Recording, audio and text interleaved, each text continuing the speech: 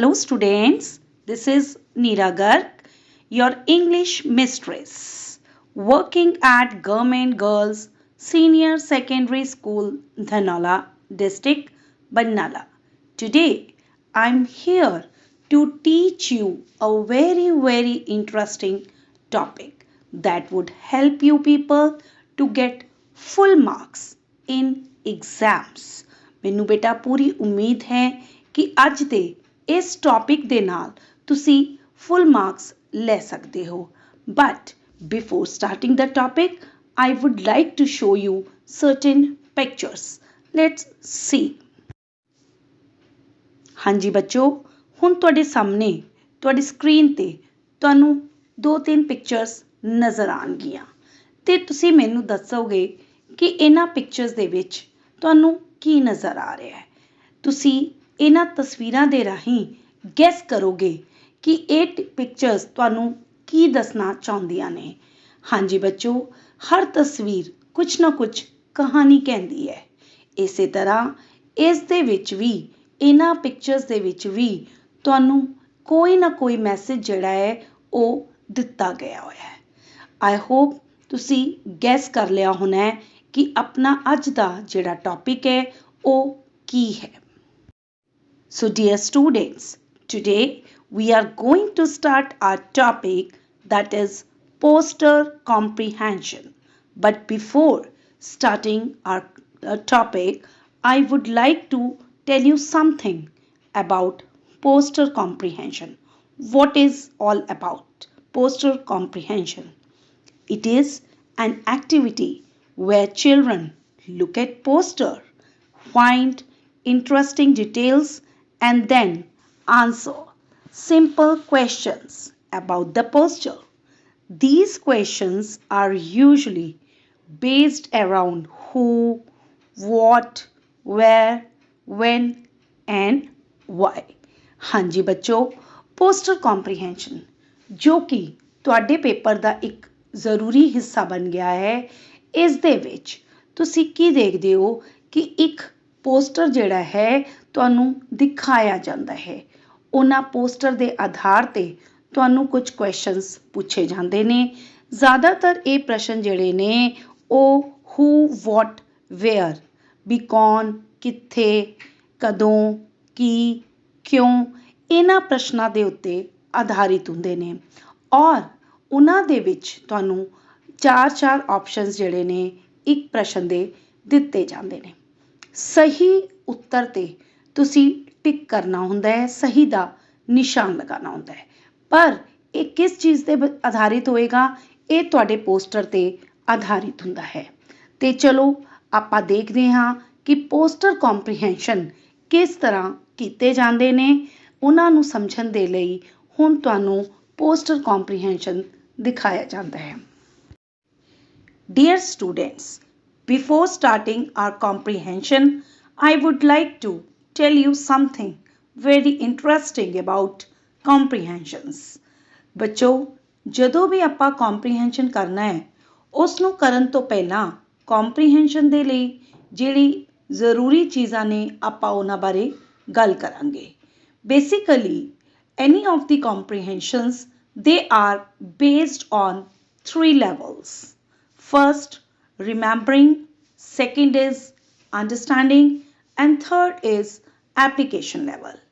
ਹਾਂਜੀ ਬੱਚੋ ਇਸ ਦੇ ਵਿੱਚ ਜਦੋਂ ਤੁਸੀਂ comprehension ਦੇਖ ਰਹੇ ਹੋ ਪੜ੍ਹ ਰਹੇ ਹੋ ਠੀਕ ਹੈ ਜੀ ਸਭ ਤੋਂ ਪਹਿਲੀ ਗੱਲ ਹੁੰਦੀ ਹੈ ਜਦੋਂ ਤੁਸੀਂ ਪੋਸਟਰ ਦੇਖਿਆ ਤੁਸੀਂ ਉਸ ਨੂੰ ਧਿਆਨ ਨਾਲ ਦੇਖ ਕੇ ਆਪਣੇ ਦਿਮਾਗ ਦੇ ਵਿੱਚ ਇੱਕ ਇਮੇਜ ਕ੍ਰੀਏਟ ਕੀਤੀ ਕਿ ਇਹ ਪੋਸਟਰ ਕਿਸ ਚੀਜ਼ ਬਾਰੇ ਹੋ ਸਕਦਾ ਹੈ ਉਸ ਤੋਂ ਬਾਅਦ ਫਿਰ ਉਹਨਾਂ ਗੱਲਾਂ ਨੂੰ ਧਿਆਨ ਦੇ ਵਿੱਚ ਰੱਖਦੇ ਹੋਏ ਤੁਸੀਂ ਆਪਣੇ ਕੁਐਸਚਨਸ ਅਟੈਂਪਟ ਕਰਨਾ ਸ਼ੁਰੂ ਕਰੋਗੇ ਇਸ ਤੋਂ ਅਗਲੀ ਗੱਲ ਆਉਂਦੀ ਹੈ ਵੀ ਉਸ ਪੋਸਟਰ ਦੇ ਅਕੋਰਡਿੰਗਲੀ ਤੁਸੀਂ ਕੀ ਕੁਝ ਸਿੱਖਿਆ ਇਹ ਤੁਹਾਡੀ ਆਪਣੀ ਅੰਡਰਸਟੈਂਡਿੰਗ ਤੇ ਡਿਪੈਂਡ ਕਰੇਗਾ ਵੀ ਤੁਹਾਡਾ ਜਿਹੜਾ ਅੰਡਰਸਟੈਂਡਿੰਗ ਲੈਵਲ ਹੈ ਜਾਂ ਉਸ ਨੂੰ ਸਮਝਣ ਦਾ ਪੋਸਟਰ ਨੂੰ ਤੁਹਾਡਾ ਜਿਹੜਾ ਲੈਵਲ ਹੈ ਉਹ ਕਿੱਥੇ ਤੱਕ ਹੈ and the last thing is application ਕਿ ਇਸ ਤੋਂ ਅਗਲੀ ਚੀਜ਼ ਹੈ ਜਦੋਂ ਤੁਸੀਂ ਕੰਪਰੀਹੈਂਸ਼ਨ ਕਰਨਾ ਹੈ ਉੱਥੇ ਤੁਸੀਂ ਉਸ ਨੂੰ ਆਪਣੀ ਨੌਲੇਜ ਨੂੰ ਆਪਣੀ ਅੰਡਰਸਟੈਂਡਿੰਗ ਨੂੰ ਕਿਵੇਂ ਅਪਲਾਈ ਕਰਨਾ ਹੈ, ਤੇ ਇਸ ਕਰਕੇ ਇਹ ਤਿੰਨਾਂ ਹੀ ਚੀਜ਼ਾਂ ਦਾ ਧਿਆਨ ਰੱਖਣਾ ਤੁਹਾਨੂੰ ਬਹੁਤ ਜ਼ਰੂਰੀ ਹੈ।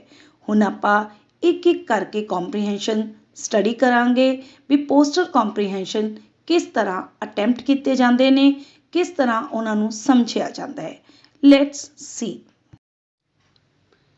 Dear students, now you can see on your screen there is a poster ਔਰ ਇਸ ਪੋਸਟਰ ਨੂੰ ਤੁਸੀਂ ਬਹੁਤ ਹੀ ਧਿਆਨ ਦੇ ਕੇ ਦੇਖਣਾ ਹੈ, ਕਿਉਂਕਿ ਇਸ ਤੋਂ ਬਾਅਦ ਤੁਹਾਨੂੰ ਕੁਝ ਪ੍ਰਸ਼ਨ ਪੁੱਛੇ ਜਾਣਗੇ ਔਰ ਉਹਨਾਂ ਪ੍ਰਸ਼ਨਾਂ ਦੇ ਉੱਤਰ ਜਿਹੜੇ ਨੇ ਤੁਹਾਨੂੰ ਇਸ ਪੋਸਟਰ ਦੇ ਆਧਾਰ ਤੇ ਹੀ ਦੇਣੇ ਹੋਣਗੇ। Same is the case with poster comprehension in your papers. ਤੁਹਾਡੇ ਪੇਪਰਸ ਦੇ ਵਿੱਚ ਵੀ ਇਹ ਇਸੇ ਤਰ੍ਹਾਂ ਕੰਪਰੀਹੈਂਸ਼ਨ ਜਿਹੜਾ ਹੈ ਪੋਸਟਰ ਉਹ ਆਏਗਾ, ਜਿਸ ਦੇ ਵਿੱਚ ਤੁਸੀਂ ਉਸ ਨੂੰ ਧਿਆਨ ਨਾਲ ਦੇਖੋਗੇ, ਪ੍ਰਸ਼ਨਾਂ ਨੂੰ ਪੜ੍ਹੋਗੇ ਔਰ ਉਹਨਾਂ ਦਾ ਸਹੀ ਉੱਤਰ ਜਿਹੜਾ ਹੈ ਉਸ ਪੋਸਟਰ ਨੂੰ ਦੇਖ ਕੇ ਲਿਖੋਗੇ।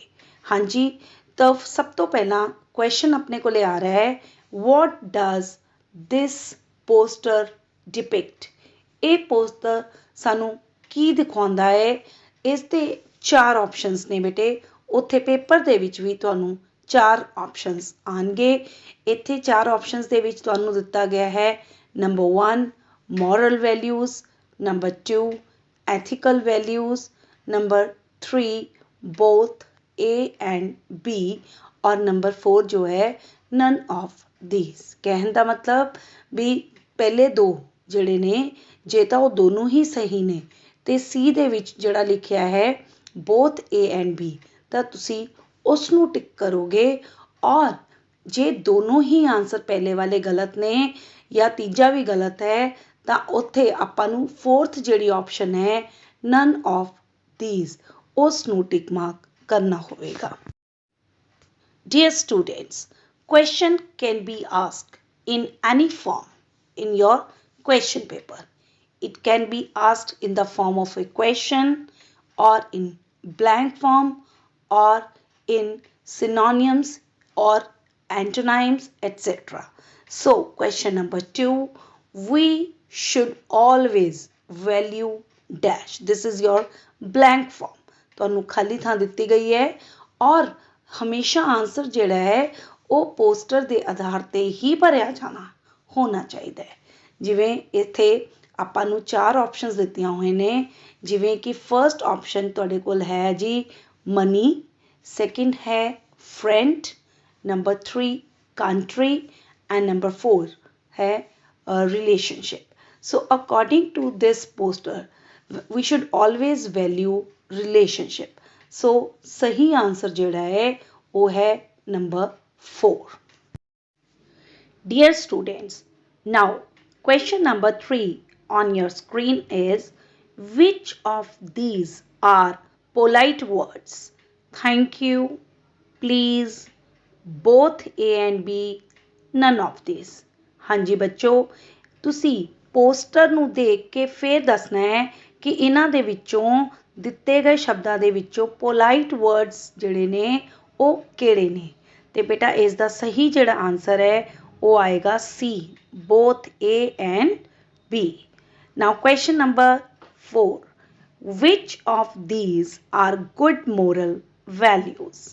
A, be nice, B, be polite, C, be kind and 4th is all of these।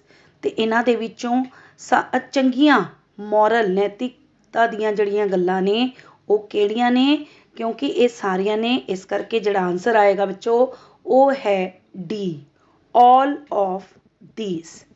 And the last question from this poster comprehension is, give antonym of the word cruel। Antonym means opposite। ਤੇ ਇਹ ਕਈ ਵਾਰ ਬੇਟਾ ਇਸ ਤਰ੍ਹਾਂ ਦੇ question ਵੀ ਤੁਹਾਨੂੰ ਪੁੱਛ ਲਏ ਜਾਂਦੇ ਨੇ। ਦਿੱਤੇ ਗਏ ਪੋਸਟਰ ਦੇ ਵਿੱਚੋਂ ਕਈ ਵਾਰ ਤੁਹਾਨੂੰ ਸਿਨੋਨੀਅਮ ਯਾਨੀ ਕਿ ਸਿਮਿਲਰ ਵਰਡਸ ਪੁੱਛ ਲਏ ਜਾਂਦੇ ਨੇ ਜਿਨ੍ਹਾਂ ਦਾ ਮਤਲਬ ਸੇਮ ਹੋਵੇ, ਤੇ ਕਈ ਵਾਰ ਜਿਹੜਾ ਹੈ ਐਂਟੋਨਾਈਮਸ ਵੀ ਪੁੱਛੇ ਜਾ ਸਕਦੇ ਨੇ ਜਿਨ੍ਹਾਂ ਦਾ ਮਤਲਬ ਉਲਟਾ ਹੋਵੇ। ਤੇ ਹੁਣ ਜਿਹੜਾ ਵਰਡ ਹੈ ਕਰੂਅਲ, ਇਸ ਦੇ ਓਪੋਜ਼ਿਟ ਵਰਡ ਦੇ ਲਈ ਆਪਾਂ ਨੂੰ ਪੋਸਟਰ ਹੀ ਦੇਖਣਾ ਪਏਗਾ ਤੇ ਉਹਦੇ ਵਿੱਚੋਂ ਜਿਹੜਾ ਮੋਸਟ ਐਪਰੋਪ੍ਰੀਏਟ ਆਨਸਰ ਹੈ ਉਹ ਵੇਖਣਾ ਪਏਗਾ। ਤੇ ਇਸ ਦੇ ਵਿੱਚ ਜਿਹੜੇ ਆਪਾਂ ਨੂੰ ਆਪਸ਼ਨ ਆਏ ਨੇ ਉਹ ਹੈ number 1 agree, number 2 compassion, number 3 cooperate and number 4 is kind, and the right answer is kind. Dear students, comprehension itself means what you have understood. ਇਸ ਕਰਕੇ ਜਦੋਂ ਵੀ ਆਪਾਂ comprehension ਕਰਨਾ ਹੈ, ਚਾਹੇ ਉਹ poster comprehension ਹੀ ਕਿਉਂ ਨਾ ਹੋਵੇ, ਉਸ ਦੇ ਵਿੱਚ poster ਨੂੰ ਦੇਖ ਕੇ ਤੁਸੀਂ ਆਪਣੇ ਦਿਮਾਗ ਦੇ ਵਿੱਚ ਇੱਕ image ਬਣਾ ਲੈਂਦੇ ਹੋ ਕਿ ਵੀ ਦਿੱਤਾ ਗਿਆ poster ਜਿਹੜਾ ਹੈ ਇਸ particular ਜਿਹੜਾ ਹੈ ਵਿਸ਼ੇ ਤੇ ਆਧਾਰਿਤ ਹੈ ਔਰ ਫਿਰ ਉਸ ਦੇ ਮੁਤਾਬਿਕ ਹੀ ਤੁਸੀਂ ਪੁੱਛੇ ਗਏ ਪ੍ਰਸ਼ਨਾਂ ਨੂੰ ਹੱਲ ਕਰਦੇ ਹੋ। ਹੁਣ ਤੁਹਾਨੂੰ ਤੁਹਾਡੇ ਸਾਹਮਣੇ ਤੁਹਾਡੀ ਸਕਰੀਨ ਤੇ ਇੱਕ ਹੋਰ ਪੋਸਟਰ ਜਿਹੜਾ ਹੈ ਉਹ ਦਿਖਾਈ ਦੇ ਰਿਹਾ ਹੈ ਔਰ ਉਸ ਨੂੰ ਵੇਖ ਕੇ ਤੁਸੀਂ ਇਹ ਜੱਜ ਕਰਨਾ ਹੈ ਕਿ ਇਹ ਪੋਸਟਰ ਕਿਸ ਚੀਜ਼ ਬਾਰੇ ਹੈ। ਇਹਦੇ ਵਿੱਚ ਇੱਕ ਬੱਚਾ ਤੁਹਾਨੂੰ ਨਜ਼ਰ ਆ ਰਿਹਾ ਹੈ ਕਿ ਉਹ ਆਪਣੇ ਸਿਰ ਦੇ ਉੱਤੇ ਕੁਝ ਬੁੱਕਸ ਰੱਖੇ ਜਾ ਰਿਹਾ ਹੈ। ਇਸ ਤਰ੍ਹਾਂ ਅਲੱਗ-ਅਲੱਗ ਇਮੇਜ ਜਿਹੜੀ ਹੈ ਤੁਹਾਨੂੰ ਉਹਦੇ ਵਿੱਚ ਪੋਸਟਰ 'ਚ ਨਜ਼ਰ ਆ ਰਹੀ ਹੈ। ਹੁਣ ਇਹਦੇ ਨਾਲ ਰਿਲੇਟਿਡ ਜਿਹੜੇ ਕੁਐਸਚਨਸ ਨੇ ਆਪਾਂ ਉਹ ਡਿਸਕਸ ਕਰਾਂਗੇ। Question number 1 on your screen is what is depicting in this poster? ਇਸ ਪੋਸਟਰ ਦੇ ਵਿੱਚ ਤੁਹਾਨੂੰ ਕੀ ਦਿਖਾਇਆ ਗਿਆ ਹੈ? ਆਨਸਰ ਦੇ ਵਿੱਚ ਤੁਹਾਨੂੰ 4 ਆਪਸ਼ਨਸ ਨੇ ਬੇਟਾ। ਫਰਸਟ ਇਜ਼ ਚਾਈਲਡ ਅਬਿਊਜ਼, ठीक है, second is child labour, number 3 child exploitation and fourth is poverty, गरीबी। तो इन्हां चारां दे विचों जे आपां सही मायने दे विच देखिए तो ये जिहड़ा पोस्टर है ये अपने चाइल्ड लेबर दे उत्ते आधारित है। इस करके इहदा जिहड़ा सही जवाब है वो है child labour. Now question number 2, all children have right to, कि सारे बच्चों को अधिकार है किस चीज़ का? Number 1 good education, number 2 healthy food, number 3 love and security and fourth one is all of this. तो बच्चों कि हरेक बच्चे को यह अधिकार है इन्हां सारिया चीज़ों का। इस करके अपना जिहड़ा सही जवाब है वो है D, all of this. Now we come to the next question, which of these are they devoid of?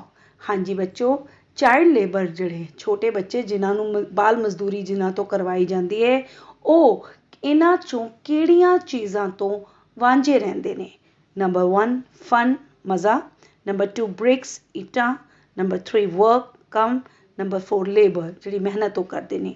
ਤੇ ਆਨਸਰ ਜਿਹੜਾ ਹੈ ਉਹ ਹੈ ਜੀ first one fun. Question number 4, which age group comes under the category of child labor?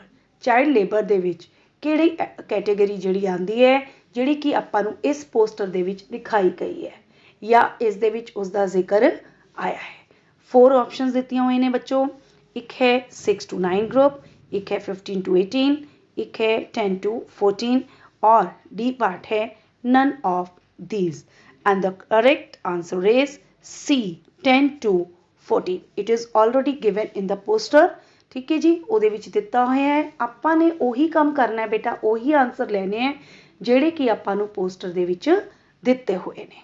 ਹੁਣ ਆਜੋ ਜੀ question number 5, name the country except India ਜਾਂ apart from India that has been mentioned in this poster। हाँ जी बच्चों, India नू छड़ के होर केड़ी कंट्री का नाम इस पोस्टर दे विच दिखाया गया है? 4 ऑप्शंस ने, England, Britain, Belgium, India and the correct answer is C, Belgium. Dear students, now another poster is flashing on your screen. According to this, we have framed certain questions. Number 1, which of these is the theme of poster? Number 1, eat junk food. Number 2, eat more and more food. Number 3, eat fatty food. And the fourth one is eat healthy food. And the correct answer is eat healthy food. Now, question number 2. Fat rich food is, हाँ जी, सब तो ज़्यादा fat वसा ਜਿਹੜਾ ਹੈ ਉਹ ਕਿਸ ਖਾਣੇ ਦੇ ਵਿੱਚ ਹੁੰਦਾ ਹੈ। ਜਿਹੜੀ ਆਪਸ਼ਨਸ ਤੁਹਾਨੂੰ ਨੇ ਉਹ ਹੈ number 1 vegetables, number 2 chocolate, number 3 fruits, and number 4 is whole grains, and the correct answer is chocolate. Question number 3, which of these should we take in a medium amount? हाँ जी बेटा, पोस्टर के accordingly सानू medium यानी कि एक विचाले के हिसाब नाल माध्यम मतलब ना बहुत ज़्यादा ना बहुत घट ठीक ठीक जिहा जिहड़ा है अमाउंट दे विच मात्रा दे विच इन्हां दे विचों किहड़ियां चीज़ां नूं खाना चाहिदा है। Number 1 vegetables, number 2 meat, number 3 fish, number 4 is both B and C, and the correct answer is D, both B and C. Now question number 4, how many servings should we take per day according to the poster? Poster ਦੇ ਮੁਤਾਬਿਕ ਸਾਨੂੰ ਦਿਨ ਚ ਕਿੰਨੀ ਵਾਰ ਖਾਣਾ ਜਿਹੜਾ ਹੈ ਉਹ ਲੈਣਾ ਚਾਹੀਦਾ ਹੈ। ਹੁਣ ਬੇਟੇ ਇਹਨਾਂ ਦੀ ਆਪਸ਼ਨਸ ਹੈ 1 2 3 ਔਰ 4। ਇਸ ਦੇ ਮੁਤਾਬਿਕ ਪੋਸਟਰ ਦੇ ਅਕੋਰਡਿੰਗਲੀ ਆਨਸਰ ਜਿਹੜਾ ਹੈ ਉਹ ਆਏਗਾ C3। Question number 5, which is not included in dairy products? हाँ जी बच्चों, ਦੁੱਧ ਨਾਲ ਬਣਨ ਵਾਲੀ ਚੀਜ਼ਾਂ ਦੇ ਵਿੱਚੋਂ ਇਹਨਾਂ ਚੋਂ ਕਿਹੜੀ ਇਹ ਜੀ ਚੀਜ਼ ਹੈ ਜਿਹੜੀ ਕਿ ਨਹੀਂ ਬਣਦੀ। Number 1 milk, number 2 egg, number 3 butter, number 4 ghee, and the correct answer is egg. Dear students, now you can see one more poster on your screen. Now there are certain questions related to this poster. Let's see them. Question number 1, this poster is related to, हाँ जी बच्चों, ये poster किस चीज़ पे आधारित है? Options है number 1 winter camp, number 2 summer vacation, number 3 winter vacation, number 4 summer camp. तो बेटे बहुत क्लियरली पता लग रहा है कि this poster is based on summer camp. Now question number 2, which age group is included for tennis game? हाँ जी बच्चों, ਕਿਹੜਾ ਏਜ ਗਰੁੱਪ ਜਿਹੜਾ ਹੈ ਉਹ ਟੈਨਿਸ ਗੇਮ ਦੇ ਲਈ ਇਸ ਦੇ ਵਿੱਚ ਸ਼ਾਮਿਲ ਕੀਤਾ ਗਿਆ ਹੈ। ਤੁਹਾਡੇ ਆਪਸ਼ਨਸ ਨੇ 10 to 15, 6 to 10, 7 to 16, 10 to 15, and the correct answer is C, 7 to 16। ਇਸ ਤਰ੍ਹਾਂ ਬੱਚੋ ਜਦੋਂ ਵੀ ਤੁਸੀਂ ਪੋਸਟਰ ਕੰਪਰੀਹੈਂਸ਼ਨ ਹੱਲ ਕਰਨਾ ਹੈ ਤੁਸੀਂ ਸਾਰੇ ਪੱਖੋਂ ਇਹ ਦੇਖਣਾ ਹੈ ਵੀ ਉਸ ਪੋਸਟਰ ਦੇ ਵਿੱਚ ਕਿਹੜੀ ਕਿਹੜੀ ਡਿਟੇਲ ਜਿਹੜੀ ਹੈ ਉਹ ਤੁਹਾਨੂੰ ਦਿੱਤੀ ਗਈ ਹੈ। ਉਸੇ ਦੇ ਆਧਾਰ ਤੇ ਤੁਹਾਨੂੰ ਪ੍ਰਸ਼ਨ ਪੁੱਛੇ ਗਏ ਹੋਣਗੇ ਤੇ ਤੁਸੀਂ ਆਪਣੇ ਪ੍ਰਸ਼ਨਾਂ ਦਾ ਜਿਹੜਾ ਉੱਤਰ ਹੈ ਉਹ ਵੀ ਉਹਦੇ ਵਿੱਚੋਂ ਹੀ ਲੱਭ ਕੇ ਕਰਨਾ ਹੈ। ਨਾਓ question number 3, there will be discount for number 1 cousin, number 2 friend, number 3 father, and the fourth is siblings. siblings ਹੁੰਦੇ ਆ ਬੇਟੇ ਆਪਣੇ ਭੈਣ ਭਰਾ। ਹਾਂਜੀ ਤੇ ਜਿਹੜਾ ਸਹੀ ਆਨਸਰ ਹੈ according to this poster that is fourth one, D, siblings. Now question number 4, which activity is not mentioned in the poster? हाँ जी बच्चों, ਕਿਹੜੀ ਉਹ ਐਕਟੀਵਿਟੀ ਹੈ ਜਿਹੜੀ ਕਿ ਇਸ ਪੋਸਟਰ ਦੇ ਵਿੱਚ ਨਹੀਂ ਦਿੱਤੀ ਗਈ। ਦੇਖੋ ਸਾਈਡ ਤੇ ਬਹੁਤ ਸਾਰੀ ਐਕਟੀਵਿਟੀਜ਼ ਦਿੱਤੀਆਂ ਹੋਈਆਂ ਸਨ ਤੇ ਉਹਨਾਂ ਚੋਂ ਕਿਹੜੀ ਐਕਟੀਵਿਟੀ ਹੈ ਜਿਹੜੀ ਕਿ ਪੋਸਟਰ ਦੇ ਵਿੱਚ ਨਹੀਂ ਦਿੱਤੀ ਸੀ। ਤੁਹਾਡੇ ਆਪਸ਼ਨਸ ਨੇ number 1 dance, number 2 yoga, number 3 arts and craft, yes, number 4 is flower making. ਹਾਂਜੀ ਔਰ ਐਕਟੀਵਿਟੀ ਜਿਹੜੀ ਹੈ ਬਾਕੀ ਤਿੰਨ ਤਾਂ ਸ਼ੁਰੂ ਵਾਲੀ ਦਿੱਤੀ ਸੀ, ਸਿਰਫ ਫਲਾਵਰ ਮੇਕਿੰਗ ਹੈ ਉਹ ਨਹੀਂ ਦਿੱਤੀ ਸੀ, ਇਸ ਕਰਕੇ ਆਪਣਾ ਜਿਹੜਾ ਆਨਸਰ ਹੈ that is D, flower making. Now question number 5, last question, give antonym of the word inactive. हाँ जी चार ऑप्शंस ने, first lazy, second dull, third boring, and D part is active. So correct answer is active. Dear students, poster comprehension is a skill and strategy where a person identifies main idea, make connections, and more. So it is a great help for the students to learn the language patterns of the comprehension skills. So poster, it provides an opportunity to pair visual learning with imagination, and it develops a particular perspective in the students. They are both eye catching and informative. ਹਾਂਜੀ ਬੱਚੋ, poster comprehension ਦੇਖਣ ਤੇ ਹੀ ਤੁਹਾਨੂੰ ਕਾਫੀ ਕੁਝ ਜਿਹੜਾ ਹੈ ਉਹ ਪਤਾ ਲੱਗ ਜਾਂਦਾ ਹੈ ਕਿ ਵੀ ਇਹ ਪੋਸਟਰ ਕਿਹੜੀ ਚੀਜ਼ ਤੇ ਆਧਾਰਿਤ ਹੈ। ਇਸ ਦੇ ਨਾਲ ਪੋਸਟਰ ਨੂੰ ਦੇਖਦੇ ਸਾਰ ਤੁਹਾਡੇ ਦਿਮਾਗ ਦੇ ਵਿੱਚ ਇੱਕ ਛਵੀ ਜੀ ਬਣ ਜਾਂਦੀ ਹੈ, ਜਿਸ ਦੇ ਆਧਾਰ ਤੇ ਤੁਸੀਂ ਪੁੱਛੇ ਗਏ ਪ੍ਰਸ਼ਨਾਂ ਦੇ ਉੱਤਰ ਦਿੰਦੇ ਹੋ। ਸੋ poster comprehension provides students with an opportunity to learn by doing, in turn strengthening the learning. Students are able to visually represent the key points and while presenting elaborate on the same, which facilitates their retention and recall of events and facts. ਹਾਂਜੀ ਬੱਚੋ, ਆਪਣੇ ਇਸੇ idea ਨੂੰ ਹੋਰ ਜ਼ਿਆਦਾ clear ਕਰਨ ਲਈ ਹੁਣ ਤੁਹਾਡੇ ਸਾਹਮਣੇ ਇੱਕ ਹੋਰ ਪੋਸਟਰ ਕੰਪਰੀਹੈਂਸ਼ਨ ਜਿਹੜਾ ਹੈ ਉਹ ਪੇਸ਼ ਕੀਤਾ ਜਾਂਦਾ ਹੈ। ਡੀਅਰ ਸਟੂਡੈਂਟਸ, ਹੁਣ ਦਿੱਤੇ ਗਏ ਪੋਸਟਰ ਦੇ ਆਧਾਰ ਤੇ ਤੁਹਾਨੂੰ ਪਹਿਲਾ ਪ੍ਰਸ਼ਨ ਪੁੱਛਿਆ ਜਾਂਦਾ ਹੈ, what does this poster depict about? Number 1, save trees, don't use plastic, keep environment clean, or D, all of these. ਹਾਂਜੀ ਬੱਚੋ, ਇਸ ਪੋਸਟਰ ਦੇ ਆਧਾਰ ਤੇ ਤੁਸੀਂ ਇਹ ਦੱਸਣਾ ਹੈ ਵੀ ਇਹ ਪੋਸਟਰ ਕਿਸ ਚੀਜ਼ ਤੇ ਆਧਾਰਿਤ ਹੈ।